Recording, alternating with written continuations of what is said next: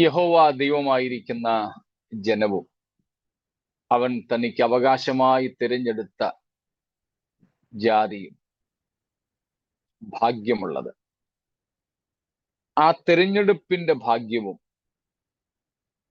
നമ്മുടെ ദൈവം ആര് എന്നതിന്റെ അടിസ്ഥാനത്തിലുള്ള അനുഗ്രഹവും പ്രാപിപ്പാൻ കർത്താവ് നമുക്ക് കരുണ കാണിച്ചതോർത്ത് പ്രത്യേക ദൈവമായ യഹോവയെ വാഴ്ത്തുന്നു, സ്തുതിക്കുന്നു. നമ്മുടെ പാപങ്ങൾക്ക് പരിഹാരമായി ലോകത്തിലേക്ക് വന്ന ദൈവപുത്രനായ യേശുക്രിസ്തുവിന്റെ നാമത്തിൽ ഉള്ള സ്നേഹ വന്ദനങ്ങൾ എല്ലാവർക്കും ആദരവോടെ അറിയിക്കുന്നു. 2-3 ദിവസങ്ങൾക്ക് ശേഷം നമുക്ക് ഒരുമിച്ച് വീണ്ടും കൂടുവാൻ കർത്താവ് അവസരത്തെ നൽകി. കഴിഞ്ഞ 3 ദിവസങ്ങളിലും ശുശ്രൂഷിച്ച കർത്താവിന്റെ ദാസന്മാർക്കായി ഞാൻ ദൈവത്തിന് സ്തോത്രം ചെയ്യുന്നു, നന്ദിയും അവരോടുള്ളത് പ്രകാശിപ്പിക്കുന്നു. കൂടി വന്ന സഹകരിച്ച നിങ്ങൾ ഏവരോടും ഉള്ള നന്ദിയും ഞാൻ അറിയിക്കട്ടെ. ഞാൻ പോയ സ്ഥലത്തെ യോഗങ്ങൾ 9 മണി വരെ ഉണ്ടായിരുന്നുള്ളെങ്കിലും 2 മണിക്കൂറിലധികം യാത്ര എനിക്ക് തിരികെ വരുവാൻ വേണ്ടി വേണമായിരുന്നു. അതുകൊണ്ടാണ് കൂടുവാൻ കഴിയാതെ പോയത്. കർത്താവ് നമ്മെ ഒരുമിച്ച് പിന്നെയും സഹായിക്കട്ടെ എന്ന് ദൈവത്തോട് പ്രാർത്ഥിക്കും. 2-3 ദിവസങ്ങൾ ഇടവേള വന്നതുകൊണ്ട് നമ്മൾ പഠിച്ചു വന്ന വിഷയം മറന്നിട്ടില്ലായിരിക്കും എന്ന് തന്നെ ഞാൻ കരുതുന്നു. വെളിപ്പാട് പുസ്തകം 13-ാം അധ്യായത്തിലാണ് നാം ആയിരിക്കുന്നത്. സ്തോത്രം. 13-ാം അധ്യായത്തിന്റെ ഏതാണ്ട് അവസാന ഭാഗങ്ങളിലാണ് നാം നിന്നത്.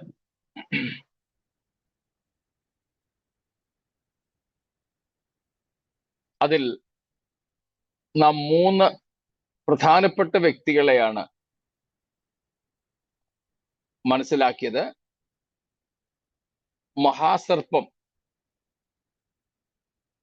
അഥവാ സാത്താൻ, സമുദ്രത്തിൽ നിന്ന് കയറി വരുന്ന മൃഗം അഥവാ കള്ളക്രിസ്തു അല്ലെങ്കിൽ എതിർ ക്രിസ്തു, ഭൂമിയിൽ നിന്ന് കയറി വരുന്ന മൃഗം അല്ലെങ്കിൽ കള്ളപ്രവാചകൻ. ഇവരെ 3 പേരെയും കൂടെ ചേർത്ത് സാത്താന്യ തൃത്വം എന്ന് നമ്മൾ മനസ്സിലാക്കി. Satanic Trinity. ദൈവത്തിന്റെ ശത്രുവായി, ദൈവത്തിനും ദൈവിക പദ്ധതികൾക്കും എതിരായി പ്രവർത്തിക്കുന്ന സാത്താന്യ തൃത്വത്തെയാണ് നമ്മൾ കാണുന്നത്. എന്നാൽ വളരെ ബുഭുക്ഷയോടെ ഈ 3 പേരും ഒരുമിച്ച് ദൈവത്തിനും ദൈവജനത്തിനും ദൈവിക പദ്ധതികൾക്കും എതിരായി പ്രവർത്തിക്കുമെങ്കിലും അവയ്ക്ക് സ്വാധീനം ചെലുത്തുവാൻ കഴിയുന്നത് ജീവപുസ്തകത്തിൽ പേരെഴുതിയിട്ടില്ലാത്തവരുടെ മേൽ മാത്രമേ ഉള്ളൂ. ജീവപുസ്തകത്തിൽ പേരെഴുതിയിട്ടുള്ളവരും ചിലർ അക്കാലത്തുണ്ടാവും. അവരെ മഹാപീഡനകാല വിശുദ്ധന്മാർ എന്നാണ് നമ്മൾ മനസ്സിലാക്കിയത്. 7-ാം അധ്യായത്തിലാണ് നാം അവരെ പറ്റി ആദ്യമായി കണ്ടത്. 14-ാം അധ്യായത്തിൽ, അടുത്ത അധ്യായത്തിൽ അവരെ കുറിച്ച് വീണ്ടും നമ്മൾ കാണുവാൻ പോകുന്നു. അവർ സഭയുടെ ഭാഗമല്ല. യഹൂദന്മാരിൽ നിന്നും, പ്രത്യേകിച്ച് അക്കാലത്ത് ജീവിച്ചിരിക്കുന്ന ഏതാണ്ട് എല്ലാ യഹൂദന്മാരും തന്നെ രക്ഷിക്കപ്പെടും. മനഃപൂർവം എതിർ ക്രിസ്തുവിന്റെ ആരാധനയ്ക്ക് തങ്ങളെ തന്നെ ഏൽപ്പിച്ചു കൊടുക്കാത്ത എല്ലാ യഹൂദന്മാരും അന്ന് ജീവിച്ചിരിക്കുന്നവരിൽ, പ്രത്യേകിച്ച് ഒന്നുകിൽ അവർ രക്തസാക്ഷികളാകണം, അല്ലെങ്കിൽ യേശുക്രിസ്തു തേജസ്സോടെ മടങ്ങി വരുമ്പോൾ അവർ ഭൂമിയിൽ ജീവനോടെ ഉണ്ടാവണം. എങ്കിൽ യേശുവിനെ മശിഹയായിട്ട് അവർ അംഗീകരിച്ച് കർത്താവ് അവരുടെ പാപങ്ങളെ പോക്കി അവരെ ദൈവത്തിന്റെ മക്കളാക്കി സ്വീകരിക്കും. കൂടാതെ ഇതര ജാതികളിൽ നിന്നും എതിർ ക്രിസ്തുവിനെ ആരാധിക്കാതെ അവർക്ക് അന്ന് ലഭിക്കുന്ന പ്രകാശനത്തിന്, വെളിപ്പാടിനനുസരിച്ച് സത്യദൈവത്തെ, മശിഹായെ മാത്രം ദൈവമായി കാണുന്ന, ജീവൻ കൊടുത്തുകൊണ്ട് പോലും ആ വിശ്വാസത്തിന് വേണ്ടി നിലനിൽക്കുന്ന ധാരാളം എണ്ണമറ്റ പുരുഷാരമുണ്ട്. അപ്പോൾ ഇവരുടെയൊക്കെ പേരുകൾ ജീവപുസ്തകത്തിൽ ഉണ്ടാവും. അങ്ങനെ ജീവപുസ്തകത്തിൽ പേരില്ലാത്തവർ മാത്രമേ ഈ സാത്താന്യ തൃത്വത്താൽ വശീകരിക്കപ്പെടുകയുള്ളൂ. ഇന്നും അങ്ങനെ തന്നെയാണ്, അന്നും അങ്ങനെ തന്നെയായിരിക്കും. ധാരാളം ദുരുപദേശങ്ങൾ ഇങ്ങനെ വർദ്ധിച്ചു വരുന്നു. എട്ടും പൊട്ടും അറിയാതെ എല്ലാറ്റിനും ആമീൻ പറയുന്ന, തുള്ളുന്ന, പൈസ കൊടുക്കുന്ന ധാരാളം പേർ നമ്മുടെ ഇടയിലും ഇന്നുണ്ട്. അങ്ങനെയുള്ള കാര്യങ്ങൾ മലയാളികൾക്കിടയിൽ, കേരള ക്രിസ്ത്യാനികൾക്കിടയിൽ ഇല്ലാതിരുന്ന ഒരു കാലം ഉണ്ടായിരുന്നു, അടുത്ത കാലം വരെ. എന്നാൽ ഇപ്പോൾ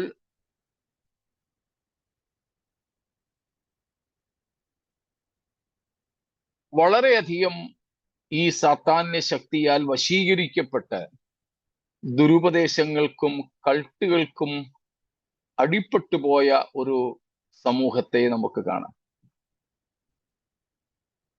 അങ്ങനെയൊക്കെ ഉള്ളവർ അധികവും രാഷ്ട്രീയ നിലയിലും ഒത്തിരി പിടിപാടുള്ളവരാണ്. കാരണം ഇവരെ കൊണ്ട് രാഷ്ട്രീയക്കാർക്കും പ്രയോജനമുണ്ട്. കാരണം ഒത്തിരി ആള് കൂടുന്ന സ്ഥലങ്ങളായതുകൊണ്ട് രാഷ്ട്രീയക്കാർ അവരെ വോട്ട് ബാങ്കായിട്ടാണ് കാണുന്നത്. അതുകൊണ്ട് അങ്ങനെയുള്ളവർക്കെതിരെ ഈ രാഷ്ട്രീയ നേതാക്കളും പ്രത്യേകിച്ച് വിരലനക്കത്തില്ല.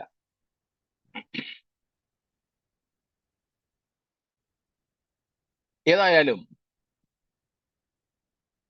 ക്രൈസ്തവ സഭകൾക്കിടയിലും ധാരാളം ദുരുപദേശങ്ങളും ദുരുപദേശകരും ക്രിസ്തുവിനെ വിറ്റ് തിന്നുന്നവരും എഴുന്നേറ്റിരിക്കുന്നു.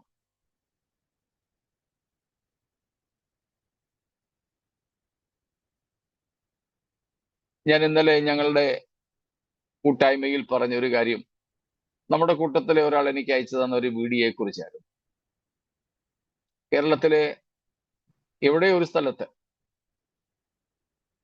ഒരു ആള് പ്രസംഗിക്കുക, 16-ാം സങ്കീർത്തനത്തിലെ വാക്യം എടുത്തുകൊണ്ട്, 10-ാമത്തെ വാക്യമൊക്കെ എടുത്തുകൊണ്ട്, നീ ഇതിന്റെ പരിശുദ്ധനെ ദ്രവത്വം കാണുവാൻ സമ്മതിക്കുകയില്ല എന്ന് ദാവീദ് യേശുക്രിസ്തുവിന്റെ ഉയർത്തെഴുന്നേൽപ്പിനെ സംബന്ധിച്ച് പ്രവചിച്ച ഭാഗമുണ്ട്. അതെടുത്തുകൊണ്ട് അദ്ദേഹം പറയുക, ഒരു പയ്യൻസാ,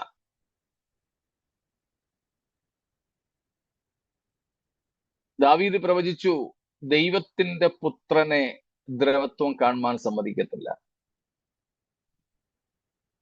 ഒടുവിൽ പറഞ്ഞു, ദാവീദേ, നിങ്ങൾ അന്ന് പ്രവചിച്ച ദ്രവത്വം കാണാത്ത ദൈവത്തിന്റെ പുത്രന്മാർ എന്ന് പറയുന്നത് ഈ നിൽക്കുന്ന ഞങ്ങളാണ്. ഇത് കേട്ടപ്പോഴത്തേക്കിനും ജനം, പുള്ളിയുടെ ശിങ്കടികൾ കുറെ ആൾക്കാർ ഇങ്ങനെ നിപ്പുണ്ട്. എല്ലാരും കൂടെ തുള്ളുന്നു, ചാടുന്നു, ഓടുന്നു, റൂമാലെടുത്ത് എറിയുന്നു, ഭയങ്കര ബഹളം. കഷ്ടം തോന്നുകയല്ലേ? ദ്രവത്വം കാണുകയില്ലെന്ന് നമ്മെ ആരെയും കുറിച്ചല്ല പ്രവചിച്ചിരിക്കുന്നത്. ഞാൻ പല ആവർത്തി പറഞ്ഞിട്ടുള്ളത് പോലെ വാഗ്ദത്തങ്ങളെ തരം തിരിച്ചു പഠിക്കണം. അതിൽ ഒരു കൂട്ടം വാഗ്ദത്തങ്ങളാണ് മശിഹൈക വാഗ്ദത്തങ്ങൾ, മെസ്സിയാനിക് പ്രോമിസസ്. 16-ാം സങ്കീർത്തനത്തിൽ ദാവീദ് പ്രവചിച്ച നീ നിന്റെ പരിശുദ്ധനെ ദ്രവത്വം കാണുവാൻ സമ്മതിക്കയില്ല. അപ്പോസ്തല പ്രവൃത്തികൾ ആദ്യ അധ്യായങ്ങളിൽ 3ഉം 4ഉം അധ്യായങ്ങളിലായിട്ട്, അല്ലെങ്കിൽ 2ഉം 3ഉം അധ്യായങ്ങളിലായിട്ട് ആദ്യത്തെ ക്രൈസ്തവ പ്രസംഗത്തിൽ എടുത്തു പറഞ്ഞ കാര്യമാണ്, ദാവീദ് ഇങ്ങനെ പറഞ്ഞിരിക്കുന്നു. അത് ദാവീദിനെ കുറിച്ചാണോ?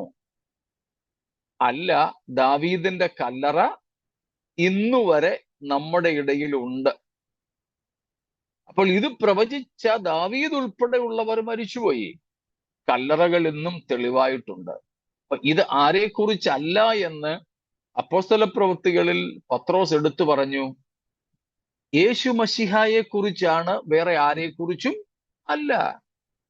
അങ്ങനെ അത് വ്യക്തമായി പറഞ്ഞിരിക്കുമ്പോൾ ഇത് ഇന്ന് ജീവിച്ചിരിക്കുന്ന ഏതെങ്കിലും മനുഷ്യരെ കുറിച്ചാണെന്ന് പറഞ്ഞാൽ, ഇവരുടെ കൂട്ടത്തിൽ ഒരാൾ മരിച്ചാൽ എന്നാ പിന്നെ അടക്കണ്ടായിരിക്കുമല്ലോ.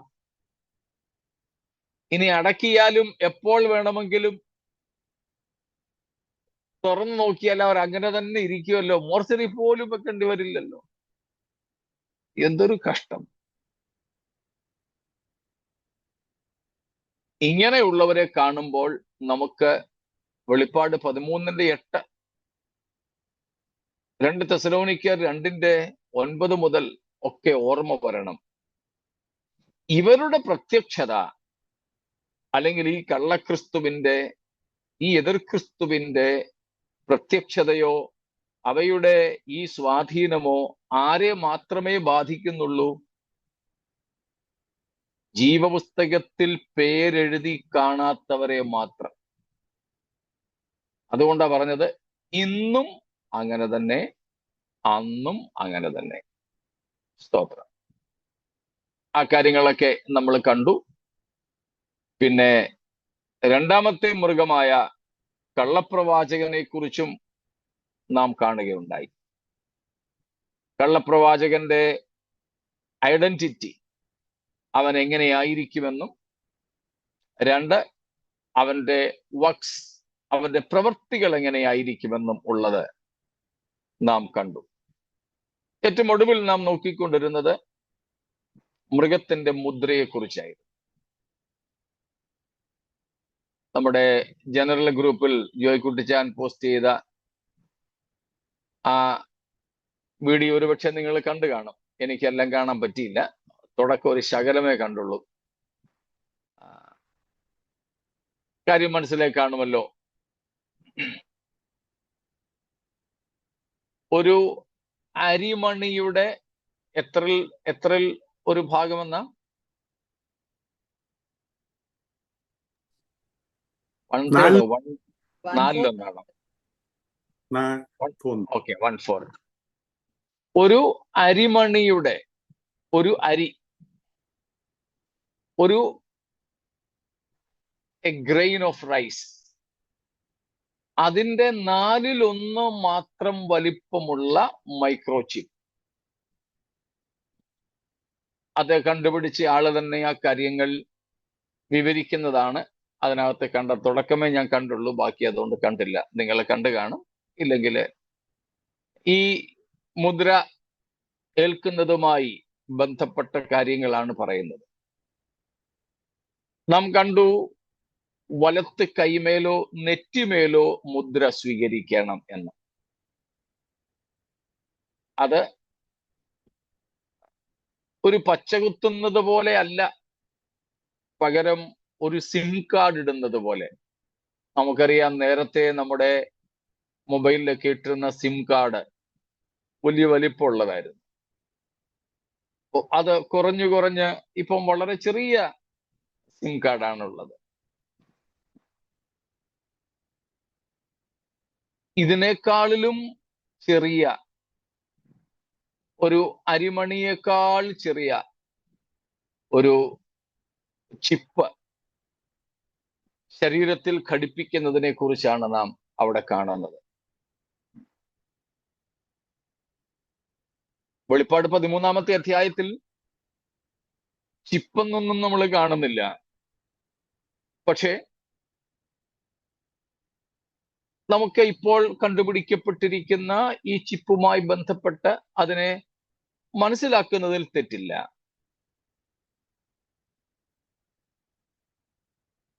അപ്പം അദ്ദേഹം അവിടെ പറയുന്നുണ്ട്, അതിലെ ലിഥിയം ബാറ്ററി റീചാർജ് ചെയ്യാൻ നമുക്കെങ്ങും വേറെ എങ്ങും കൊളുത്തി അല്ലെങ്കിൽ ഇലക്ട്രിസിറ്റി കൊടുത്ത് അത് ചാർജ് ചെയ്യാൻ പറ്റില്ല. ഇന്ന് നമുക്കറിയാം സോളാർ ലൈറ്റുകളുണ്ട്. സോളാർ ലൈറ്റുകൾ സൂര്യനിൽ നിന്ന് അല്ലെങ്കിൽ വെയിലത്ത് പ്രകാശോർജത്തെ വൈദ്യുതോർജമായിട്ട്, ലൈറ്റ് എനർജിയെ ഇലക്ട്രിക് എനർജിയായിട്ട് മാറ്റി നമുക്ക് പ്രകാശം തരുന്നു സോളാർ ലൈറ്റുകൾ.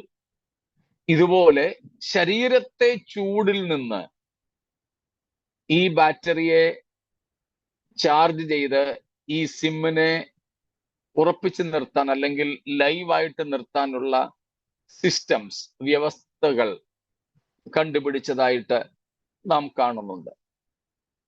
നമ്മൾ മറ്റു പല വാർത്തകളിലും കണ്ടു, പലരും അതൊക്കെ ഉപയോഗിച്ചു തുടങ്ങിയ.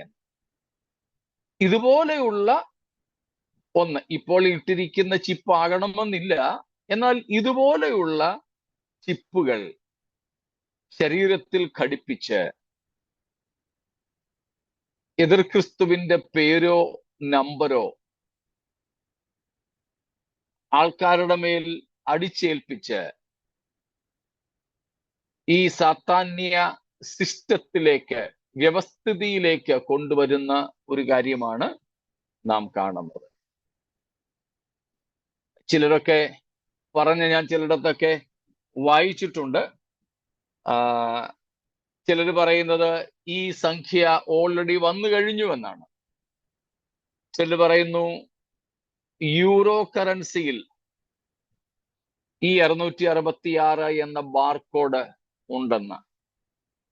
ഞാൻ യൂറോ കറൻസി കണ്ടിട്ടുമില്ല, അതുകൊണ്ട് എനിക്ക് അനുഭവത്തിൽ നിന്ന് തെളിവോടെ പറയാനായിട്ട് സാധിക്കുന്നില്ല. ചിലർ പറയുന്നു അത് വന്നേക്കാമെന്ന്. യൂറോ ആയിരിക്കും ലോകമെങ്ങും നടപ്പാക്കപ്പെടാൻ പോകുന്ന കറൻസി എന്നൊക്കെ പറയുന്നവർ, അഭിപ്രായപ്പെടുന്നവരുണ്ട്. അതുപോലെ തന്നെ യൂറോപ്യൻ യൂണിയന്റെ സാധനങ്ങളിൽ 666 എന്ന ബാർകോഡ് ഉണ്ടെന്ന് പറയപ്പെടുന്നുണ്ട്. അതുപോലെ തന്നെ അവരുടെ പല സാധനങ്ങളിലും 2 കൊമ്പുള്ള കുഞ്ഞാടിന്റെ രൂപവും ഫോട്ടോയും ഒക്കെ വന്നു തുടങ്ങിയെന്നും ഞാൻ ചിലയിടത്തൊക്കെ വായിക്കുകയുണ്ടായി. ഞാൻ കണ്ടിട്ടില്ല, എന്നാൽ ചിലരിങ്ങനെ ചില പുസ്തകങ്ങളിലൊക്കെ കണ്ടു കാണുന്നു. പല ക്രെഡിറ്റ് കാർഡുകളുടെയും നമ്പർ തുടങ്ങുന്നത് 666 ചിലർ പറയുന്നു. അതും ഞാൻ കണ്ടിട്ടില്ല. ഏതായാലും അതുപോലെ തന്നെ ലോക ബാങ്കുകളുടെ സംഖ്യകളിൽ ആദ്യം കാണുന്ന സംഖ്യ 666 പറയുന്നു. ഏതായാലും നമ്മളിപ്പം വേറെ എങ്ങും 666 തപ്പി നടക്കേണ്ട ആവശ്യമൊന്നുമില്ല. എവിടെയൊക്കെ വന്നെന്ന് പറഞ്ഞാലും വന്നില്ലെന്ന് പറഞ്ഞാലും ബൈബിൾ പറയുന്നത് എതിർക്രിസ്തുവിന്റെ ഭരണകാലത്ത് എതിർക്രിസ്തുവിന്റെ പേരിന്റെ sum of the spelling of his name, അവന്റെ പേരിന്റെ ന്യൂമറിക്കൽ വാല്യൂസ്, സംഖ്യാ തുകയെ കൂട്ടിയാൽ കിട്ടുന്നത് 666 എന്ന ഒരു സംഖ്യയായിരിക്കും. ഇത്രയേ ഉള്ളൂ അത് പറയുന്നത്. അത് ഇപ്പോൾ വന്നെന്നോ യൂറോയിലുണ്ടെന്നോ ഡോളറിലുണ്ടെന്നോ ഇന്ത്യൻ റുപ്പീസിലുണ്ടെന്നോ ഒന്നും നമ്മൾ തപ്പി നടക്കേണ്ട ആവശ്യമില്ല. എതിർ ക്രിസ്തു അവിടെയുണ്ട്, ഇവിടെയുണ്ട്. നമ്മൾ അതിനെക്കുറിച്ച് ആകുലരാകേണ്ടതില്ല.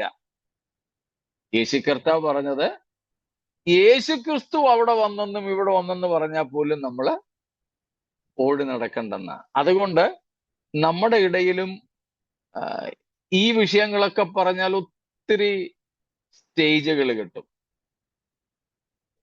ഈ ഒരു ടൈറ്റിലിൽ ഒരു യൂട്യൂബിലോ അല്ലെങ്കിൽ ഒരു സോഷ്യൽ മീഡിയയിൽ ഒരു ക്ലിപ്പ് ഇട്ടാൽ ഒരുപക്ഷെ വ്യൂവേഴ്സ്, കാഴ്ചക്കാരെ ഒത്തിരി കിട്ടും.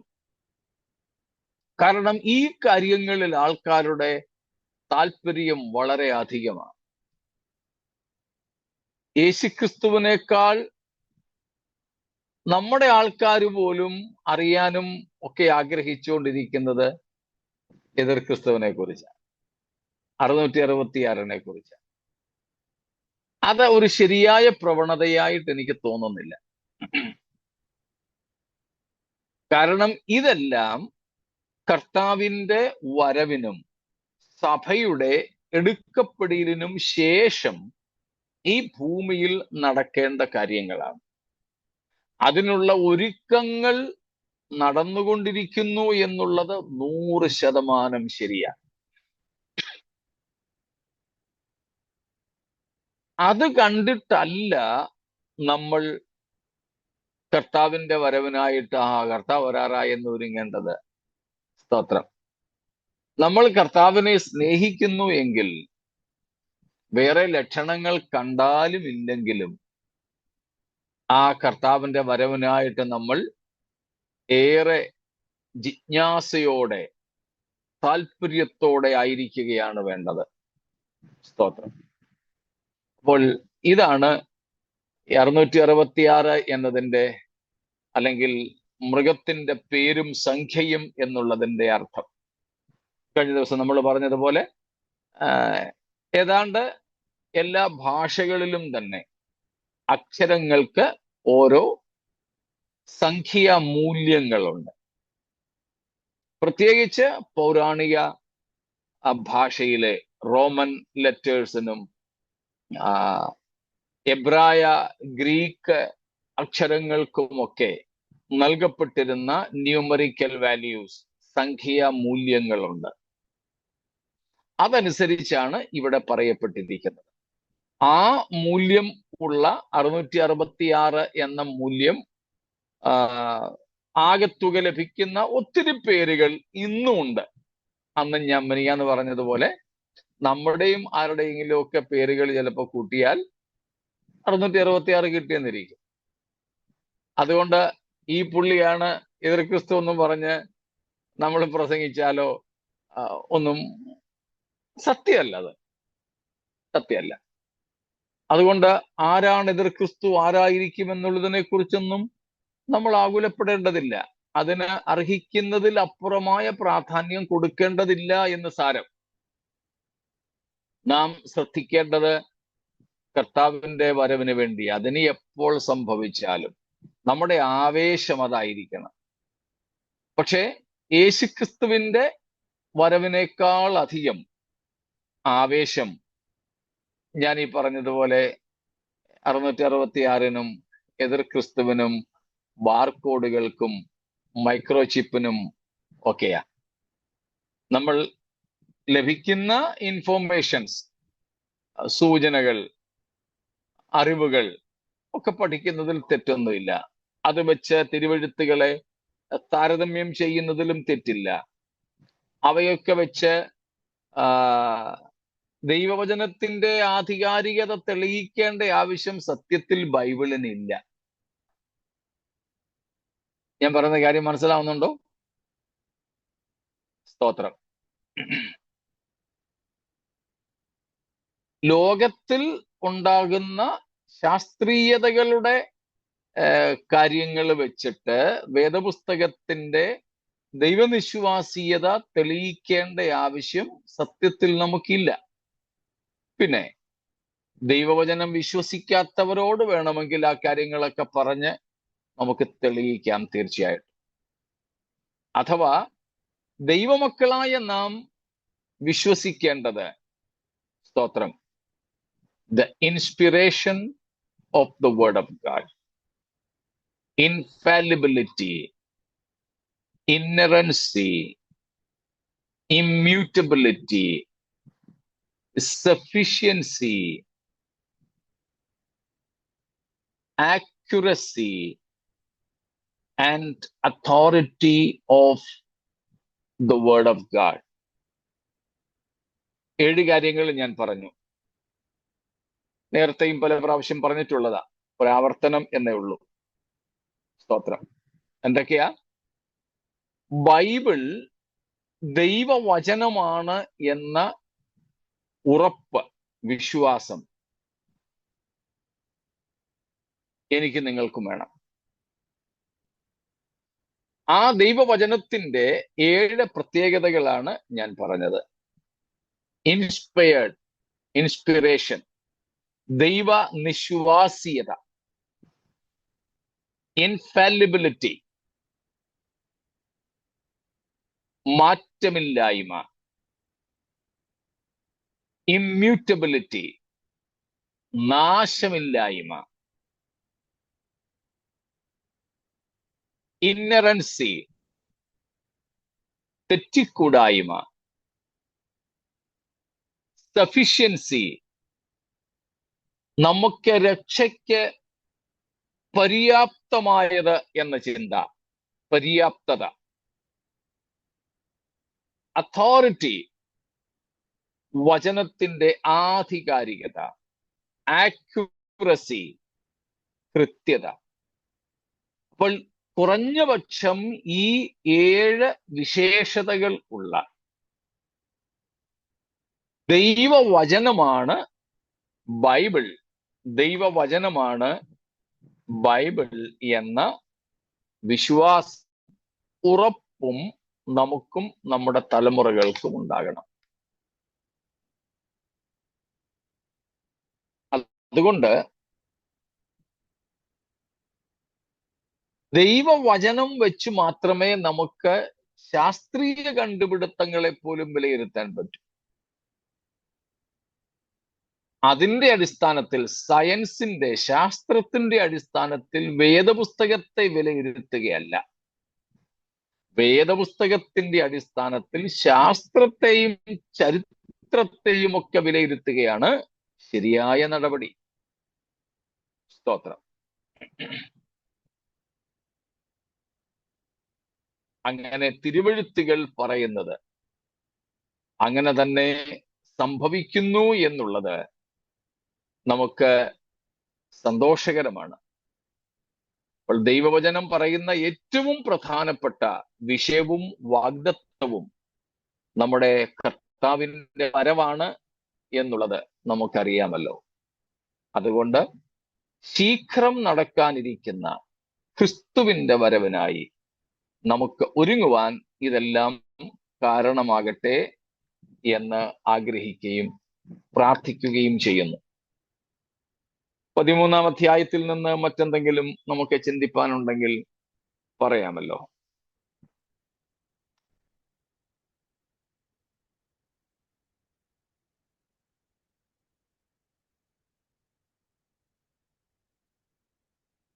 ഇല്ലെങ്കിൽ നമുക്ക് 14-ാം അധ്യായത്തിലേക്ക് പ്രവേശിക്കാം.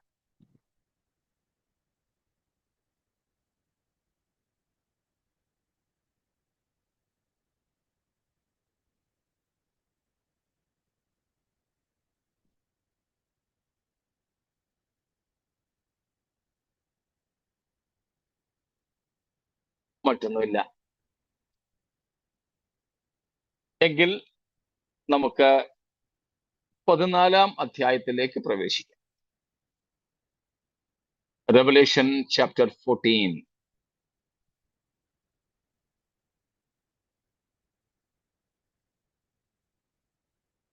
ഈ വെളിപ്പാട് പുസ്തകം 14-ാം അധ്യായത്തിലേക്ക് വരുമ്പോൾ 13-ാം അധ്യായത്തിൻ്റെതിൽ നിന്ന് തികച്ചും വ്യത്യസ്തമായ ഒരു സീനാണ്, ഒരു പശ്ചാത്തലമാണ് നമുക്കിവിടെ കാണുവാൻ സാധിക്കുന്നത്. സ്തോത്രം.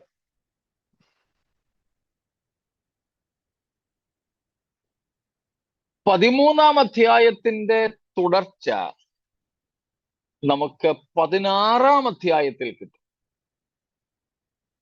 എന്നാൽ അതിനിടയിൽ 14, 15 അധ്യായങ്ങളെ ഇവിടെ ചേർത്ത് വെച്ചിരിക്കുക. The sequence of chapter 13 can be found in chapter But in between chapters 14 and 15 are there. Something quite different from the theme of 13 and 16. So the scene is entirely different. ഇവിടെ വിഷയം വ്യത്യസ്തമാ 13 നിന്നും. 13 എന്താണ് പറയുന്നത്, scenery of chapter 13 was the earth and this world. 13 അധ്യായത്തിന്റെ പശ്ചാത്തലം ഭൂമിയായിരുന്നു, ഈ ലോകമായിരുന്നു.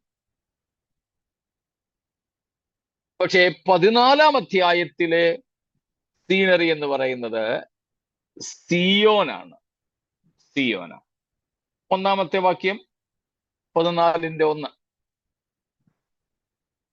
പിന്നെ ഞാൻ സിയോൻ മലയിൽ കുഞ്ഞാടും അവനോടുകൂടെ നെറ്റിയിൽ അവന്റെ നാമവും പിതാവിന്റെ നാമവും എഴുതിയിരിക്കുന്ന 144,000 പേരും നിൽക്കുന്നത് കണ്ടു.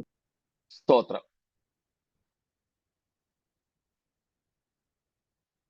അപ്പോൾ 13 അധ്യായത്തിൽ ഭൂമിയും ഈ ലോകവുമായിരുന്നു. കാരണം 12 അധ്യായത്തിന്റെ അവസാനം നമ്മൾ കണ്ടത് സാത്താനെ ഭൂമിയിലേക്ക് മാത്രം പരിമിതപ്പെടുത്തി. അതുകൊണ്ട് സാത്താന്യ തൃത്വത്തിന്റെ പ്രവർത്തന മേഖല ഏറ്റവും ഒടുവിൽ ഭൂമി മാത്രമായി പരിമിതപ്പെട്ടതാണ്.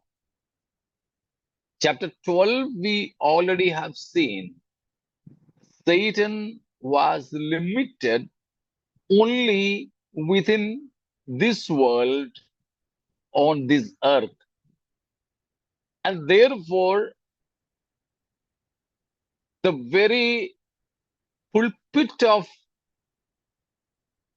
the Satanic Trinity was this very earth. But now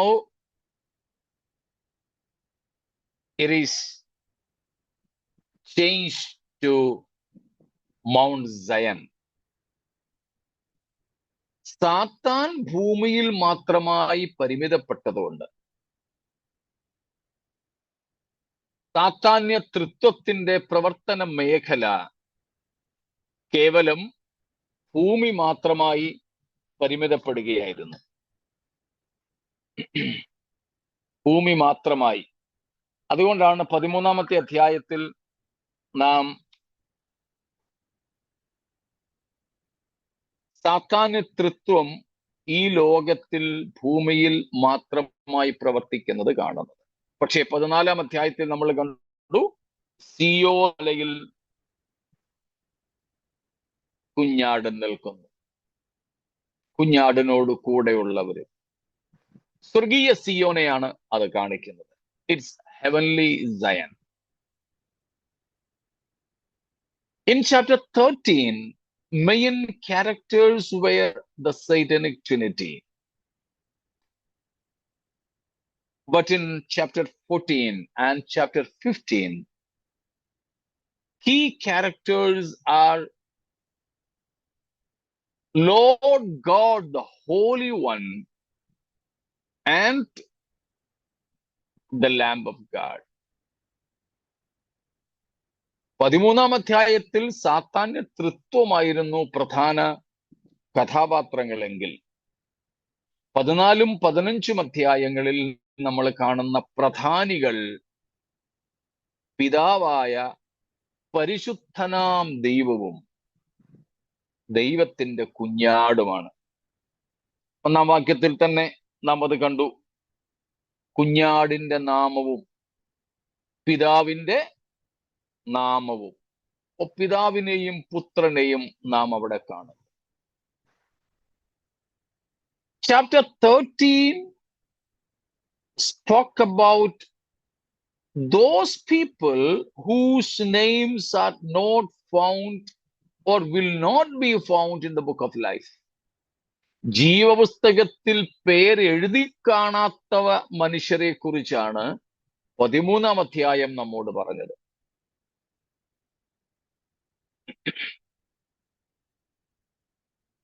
എതിർ ക്രിസ്തുവിന്റെ ബിംബത്തെ നമസ്കരിക്കുന്നതും അവന്റെ മുദ്ര ഏൽക്കുന്നതുമൊക്കെയായി ജീവപുസ്തകത്തിൽ പേരെഴുതി കാണാത്തവർ, രക്ഷിക്കപ്പെട്ടിട്ടില്ലാത്തവർ, ദൈവത്തിൽ നിന്നും അകന്നു പോകുന്നവർ, നാശത്തിലേക്ക് പോകുന്ന മനുഷ്യരെ കുറിച്ചാണ് 13-ാം അധ്യായം പറഞ്ഞത്. But in chapter 14, we see those saints who would be uniquely united with the Lamb of God. And therefore we can say whose names are already there in the book of life. പക്ഷെ 14-ാം അധ്യായത്തിൽ നമ്മൾ കാണുന്നു കുഞ്ഞാടായ ക്രിസ്തുവിനോട് ചേർന്ന് നിൽക്കുന്ന വിശുദ്ധ ഗണങ്ങളെ കുറിച്ച്. വിശുദ്ധ ഗണങ്ങൾ. അതുകൊണ്ട് തന്നെ നമുക്ക് മനസ്സിലാക്കാം, ജീവപുസ്തകത്തിൽ പേരെഴുതിയിട്ടുള്ള വിശുദ്ധ ഗണത്തെയാണ്, അല്ലെങ്കിൽ വിശുദ്ധന്മാരായ മനുഷ്യരെയാണ് 14-ാമത്തെ അധ്യായത്തിൽ പ്രതിപാദിക്കുന്നത്, അല്ലെങ്കിൽ എടുത്തു കാണിക്കുന്നത്. In chapter 13, we have the seal of Antichrist. 13-ൽ നമുക്ക് കാണാൻ പറ്റുന്നത് എതിർ ക്രിസ്തുവിന്റെ മുദ്രയാണ്. ഏറ്റവും ഒടുവിൽ നമ്മൾ അതേ പറ്റിയാണല്ലോ കണ്ടത്. എന്നാൽ 14-ാം അധ്യായത്തിലോ ആദ്യവാക്യത്തിൽ തന്നെ നമ്മൾ വായിച്ചു, ആരുടെ മുദ്രയാ? പിതാവിന്റെ നാമവും കുഞ്ഞാടിന്റെ നാമവും പിതാവായ ദൈവത്തിന്റെ നാമവും മുദ്രയായി ഏൽക്കപ്പെട്ടിരിക്കുന്ന വിശുദ്ധന്മാർ. See the difference. Praise God. സ്തോത്രം.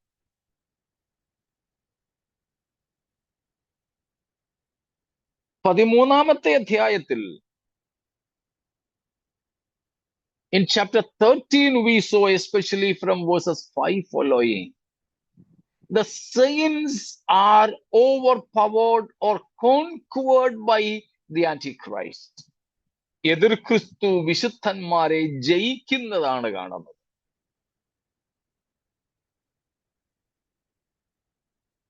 അവിടെ വിശുദ്ധന്മാർ എന്നത് സഭയല്ല എന്ന് നമ്മൾ കണ്ടത് ഓർക്കുമല്ലോ. പകരം അന്ന് ഭൂമിയിൽ ജീവിച്ചിരിക്കുന്ന യഹൂദന്മാരിൽ നിന്നും യവനന്മാരിൽ നിന്നും ഉള്ള എതിർ ക്രിസ്തുവിനെ നമസ്കരിക്കാത്തവർ, അഥവാ ജീവപുസ്തകത്തിൽ പേരെഴുതിയിട്ടുള്ളവർ, അന്ന് ജീവിച്ചിരിക്കുന്നവർ. But in chapter 14 we see those overpowered, conquered, sometimes martyred saints are finally overcomers in chapter 14. 13-ാമത്തെ അധ്യായത്തിൽ എതിർ ക്രിസ്തു ജയിച്ച വിശുദ്ധന്മാർ, എതിർ ക്രിസ്തു തോൽപ്പിച്ച വിശുദ്ധന്മാർ, അവരെ ജയിപ്പാൻ എതിർ ക്രിസ്തുവിന് അധികാരം കിട്ടിയെന്ന് പറഞ്ഞാൽ കൊല്ലാൻ എന്നുള്ള അർത്ഥമാട്ടോ. അല്ലാതെ അവരെ കൊണ്ട് അവന്റെ പ്രതിമ നമസ്കരിപ്പിക്കാൻ എന്നർത്ഥം എടുക്കരുത്. സ്തോത്രം. അവരെ ജയിക്കാനെന്ന് പറഞ്ഞാൽ അവരെ ഇല്ലായ്മ ചെയ്യാനും അവരെ പീഡിപ്പിക്കാനുമുള്ള അർത്ഥമാണ് 13-ന്റെ 5 മുതൽ. അങ്ങനെ എതിർ ക്രിസ്തുവിനാൽ പീഡകൾ അനുഭവിച്ച് ഒരുപക്ഷെ രക്തസാക്ഷികളായി പോലും മരിച്ചു വന്നവർ, ആഹാരവും വസ്ത്രവും പോലുമില്ലാതെ പ്രാണരക്ഷാർത്ഥം ഓടിപ്പോകേണ്ടി വന്ന വിശുദ്ധന്മാർ. പക്ഷേ 14-ാം അധ്യായത്തിൽ വരുമ്പോഴോ, സ്തോത്രം, എങ്ങനെയാണ് അവര്? ജയാളികളായി നിൽക്കുകയാണ്. 13-ാം അധ്യായത്തിൽ സ്തോത്രം നമ്മൾ കണ്ടു 7-ാമത്തെ വാക്യത്തിൽ വിശുദ്ധന്മാരോട് യുദ്ധം ചെയ്ത് അവരെ ജയിപ്പാനും അവന് അധികാരം ലഭിച്ചു. അങ്ങനെ എതിർ ക്രിസ്തു യുദ്ധം ചെയ്ത് തോൽപ്പിച്ച വിശുദ്ധന്മാർ 14-ാം അധ്യായത്തിൽ വരുമ്പോൾ ജയാളികളായി വേറെ ആർക്കും പാടാൻ കഴിയാത്ത പാട്ട് പാടിക്കൊണ്ട് ഉല്ലാസഘോഷത്തോടെ കുഞ്ഞാടിനൊപ്പം നിൽക്കുന്ന മഹനീയമായ കാഴ്ചയാണ്. സ്തോത്രം. എല്ലാവരും കൂടെ വരുന്നുണ്ടല്ലോ, മനസ്സിലാവുന്നുണ്ടല്ലോ. സ്തോത്രം. Praise God. അങ്ങനെയാണെങ്കിൽ in chapter 13, in such a way we see the outcry, the weeping, the sorrow of the saints. വിശുദ്ധന്മാരുടെ കഷ്ടതകളെയാണ് നമുക്ക് 13-ാം അധ്യായത്തിൽ കാണുവാൻ സാധിക്കുന്നത്. പക്ഷേ 14-ാം അധ്യായത്തിലോ the songs of the saints. സ്തോത്രം. Praise God. 14-ാം അധ്യായത്തിൽ വിശുദ്ധന്മാരുടെ ആനന്ദഘോഷമാണ്, ഗീതമാണ് നമുക്ക് കേൾപ്പാൻ സാധിക്കുന്നത്. സ്തോത്രം. ആനന്ദഗീതം.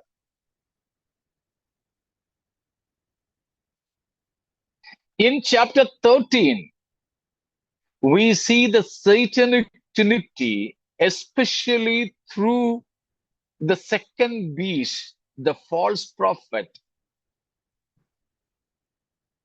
compelling and insisting the inhabitants of the earth to worship the erected image of Antichrist.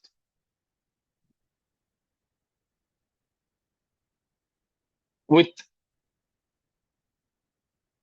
threatenings of their consequences. 13-ാം അധ്യായത്തിൽ സാത്താന്യത്വം പ്രത്യേകിച്ച് 2-ാമത്തെ മൃഗമായ കള്ളപ്രവാചകനിലൂടെ ലോകവാസികളിന്മേൽ, ഭൂവാസികളിന്മേൽ നിർബന്ധം ചെലുത്തി എതിർ ക്രിസ്തുവിന്റെ ബിംബത്തെ നമസ്കരിപ്പിക്കുകയാണ്. ഇല്ലെങ്കിൽ കഴിക്കാനും കുടിക്കാനും പോലും ഒന്നും കിട്ടില്ല എന്ന ഭീഷണിയും.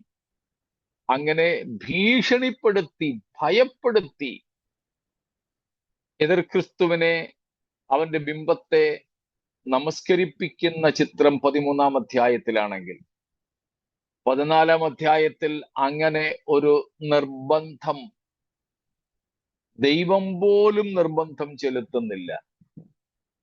പിന്നെ in 14 we see people who voluntarily gave themselves for God, joyfully and willfully rejoicing before God. സ്തോത്രം. 13-ാം അധ്യായത്തിലെ ആരാധന സാത്താന്യ ഭീഷണിയുടെ മുമ്പിലും നിർബന്ധത്താലുമായിരുന്നെങ്കിൽ 14-ാം അധ്യായത്തിലേത് ഭീഷണിപ്പെടുത്തിയല്ല, സ്നേഹത്തിലുള്ള ആരാധനയാണ്. നിർബന്ധത്താലല്ല, സ്വന്തം ഇഷ്ടത്താലുള്ള ആരാധനയാണ്. സ്തോത്രം. എന്തൊരു സന്തോഷമാ, എന്തൊരു വ്യത്യാസമാണ് അവിടെ. സ്തോത്രം. സ്വന്തം ഇഷ്ടത്താൽ, സ്നേഹത്തിൽ നിന്ന് ദൈവത്തിന്റെ വലിമയെ, മഹത്വത്തെ മനസ്സിലാക്കി ദൈവത്തെ പാടുന്ന അനുഭവം, ദൈവസന്നിധിയിൽ സന്തോഷിക്കുന്ന അനുഭവം എത്ര ശ്രേഷ്ഠകരമാണ്, എത്ര ശ്രേഷ്ഠകരമാണ്. സ്തോത്രം. Praise God. അപ്പം ഈ 14-ാം അധ്യായം അങ്ങനെ 13-ാമത്തേതിൽ നിന്നും വളരെ വ്യത്യസ്തമാണെന്ന് നമുക്ക് കാണുവാൻ സാധിക്കുന്നു. സ്തോത്രം.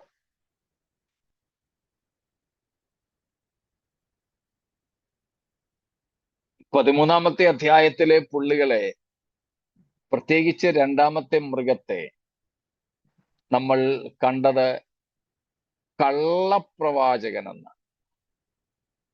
അവന്റെ പേരിൽ നിന്ന് തന്നെ അവന്റെ സ്വഭാവവും അവന്റെ പ്രവൃത്തിയും മനസ്സിലാക്കുന്നു. കള്ളൻ.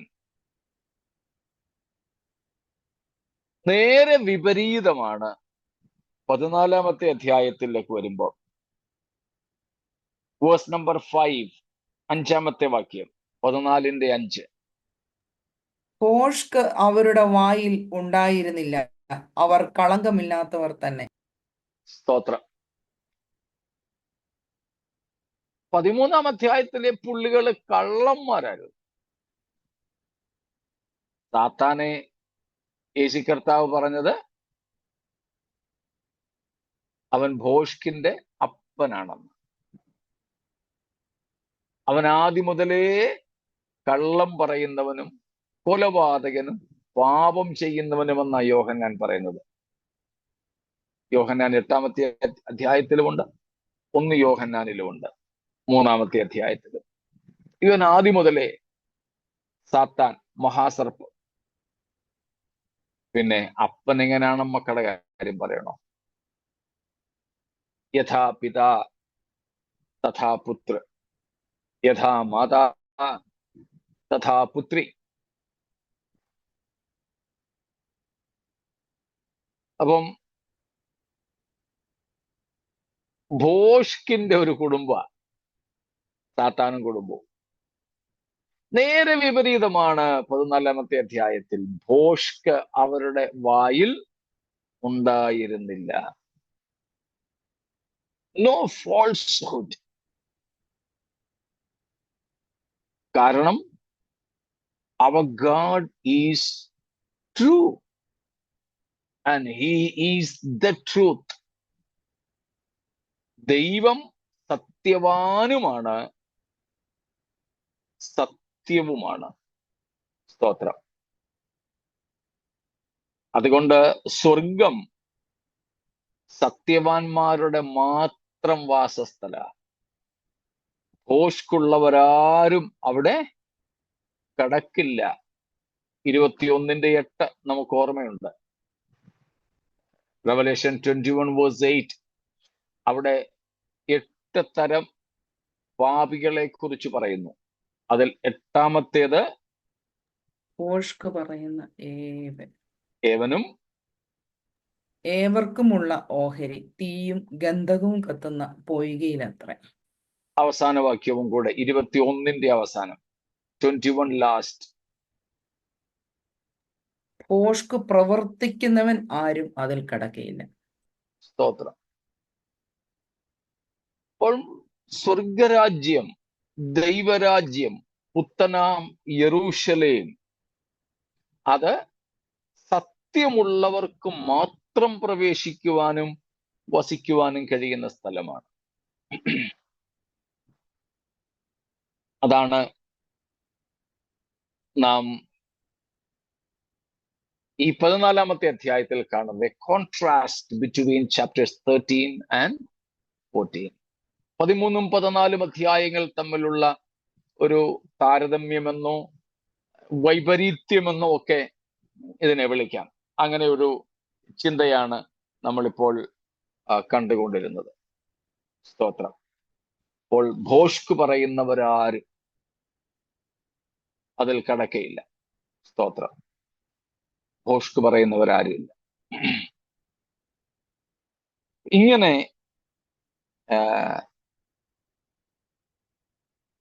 വളരെയധികം വിശുദ്ധിയും വ്യത്യസ്തതയും കാത്തു സൂക്ഷിക്കുന്ന വിശുദ്ധന്മാർക്ക് മാത്രം പ്രവേശിപ്പാനായിട്ട് കഴിയുന്ന ആ സിയോൻ മലയെക്കുറിച്ചുള്ള വിവരണമാണ്.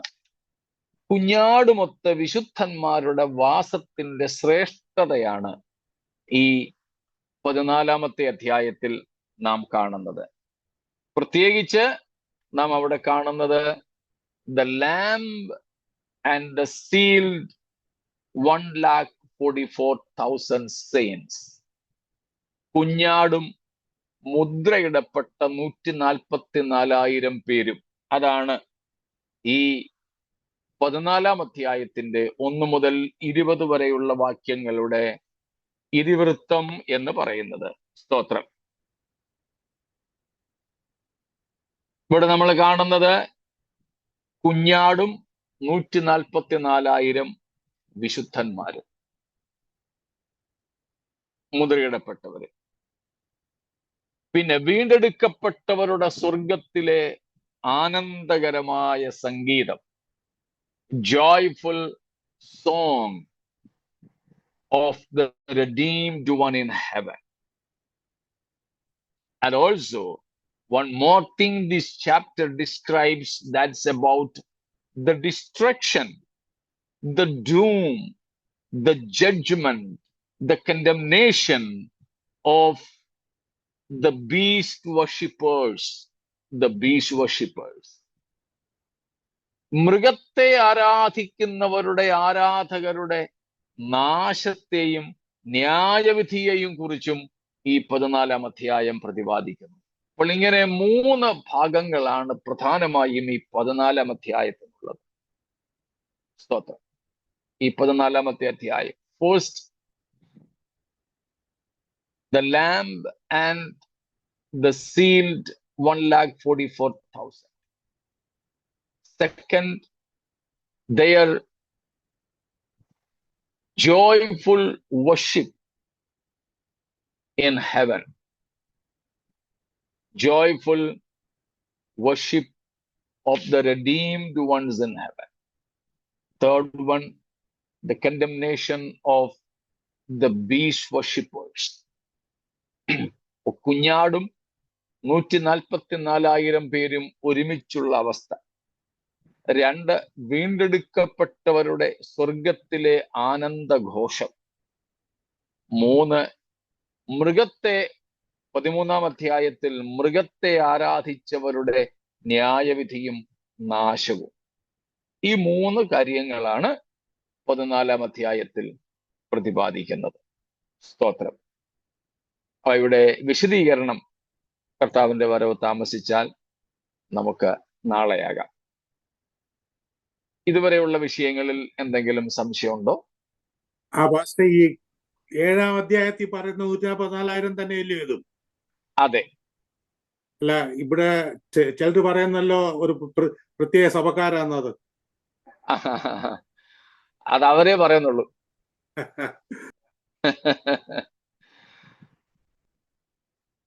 144,000 ഒരു കൂട്ടര് തന്നെ, 7ഉം 14ഉം അധ്യായങ്ങളിലത്.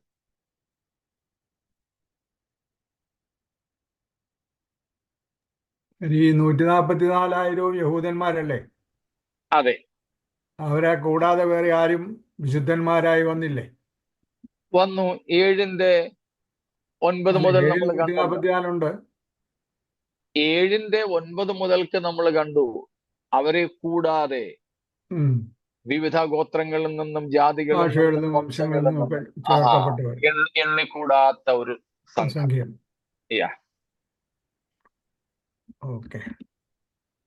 ഇവിടെ ഇവർ ആ വീണ്ടെടുക്കപ്പെട്ടവരുടെ പ്രതിനിധികളായി നിൽക്കുന്നുവെന്ന് മാത്രം.